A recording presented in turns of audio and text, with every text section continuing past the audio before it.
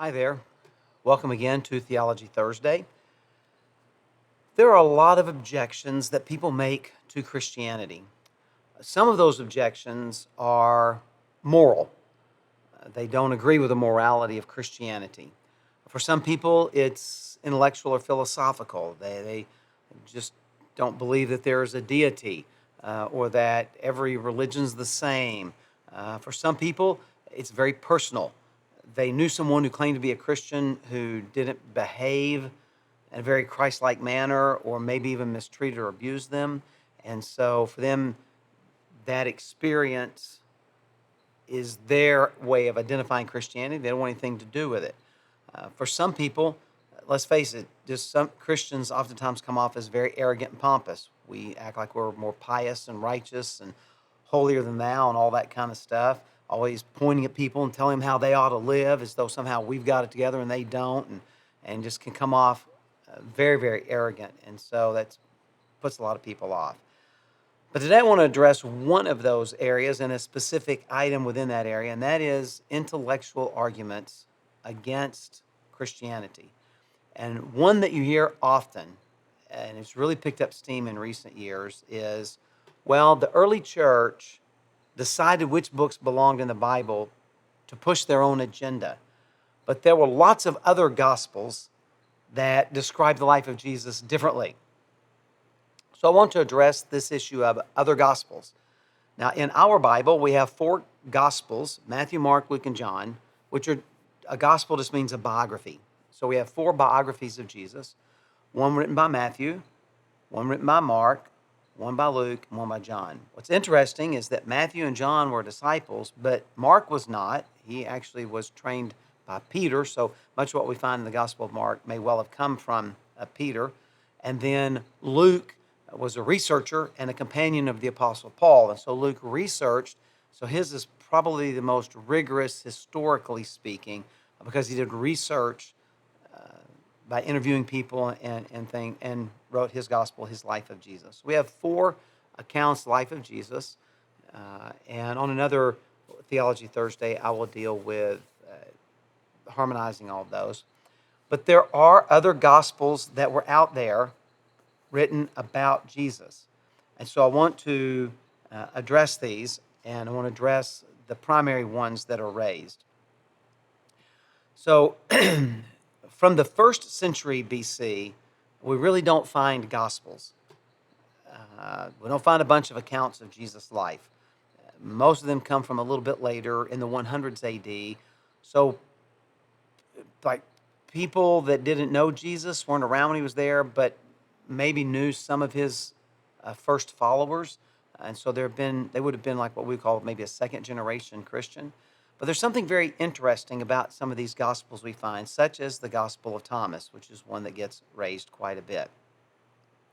These other accounts of Jesus' life, interestingly enough, are found in one place. And so here we have the land of Egypt. Egypt is interesting because upper is to the south, because the Nile River flows from south to north. And so lower Egypt's actually up in the north, where you see it fan out in the delta as it empties out into the Mediterranean Sea. But archaeologists several decades ago at this location, which is called Nag Hammadi, they discovered a cache of ancient manuscripts. They came from one little group, one little community. And among the many writings they found were a couple of other gospel accounts of Jesus' life.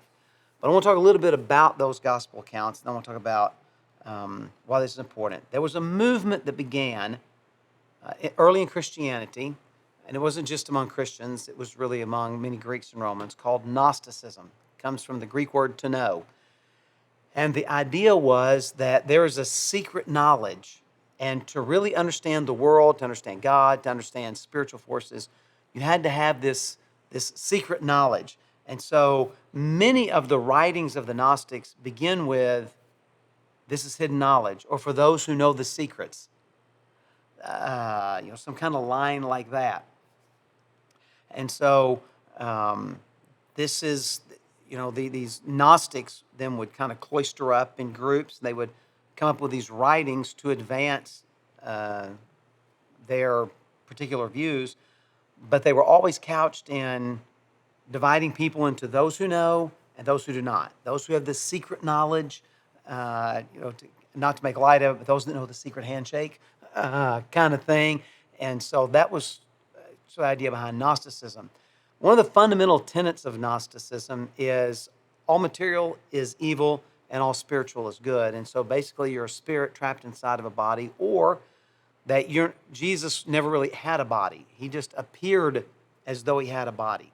Then there are different forms of Gnosticism. I'm going to get into all that because today's not about Gnosticism. Instead, here's what we discover. In these other Gospels that we find, all of which are from one place, one deviant sect in Egypt at Nag Hammadi, this is the only place we found these, they all present this Gnostic view of Jesus, this secret knowledge of Jesus. And so they're trying to advance their own religious perspective on Jesus. Now, here's why this is important. Nowhere do the early church fathers address these other gospels.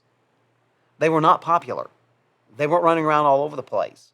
The early church didn't meet and say, hey, we don't like what these gospels are teaching, so let's get rid of those. Like, there's no record of any of that.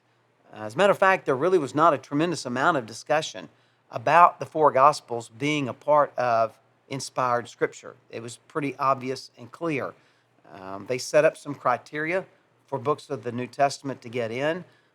They had to have apostolic authority, meaning they're written by an apostle or an apostle's behind them.